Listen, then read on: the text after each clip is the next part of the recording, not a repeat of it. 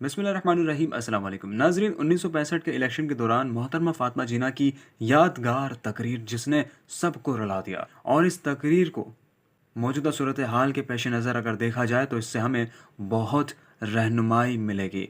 इस तकरीर को पूरा सुने और इस तकरीर को, इस वीडियो को औरों के साथ भी लाजमी शेयर करें। आप लोगों को सबको मालूम है कि ये इलेक्शन जो रहे हैं और किस नजरिए पे ये इलेक्शन हो रहे हैं। अवाम ने तो अपना ख्याल दे चुके हैं। जिधर भी मैं गई हूँ उधर बहुत बड़ी तादाद में, लाखों की तादाद में उन्होंने अपना फैसला कर चुके हैं कि यहाँ पार्लिमानी जमहूरियत कायम होगी।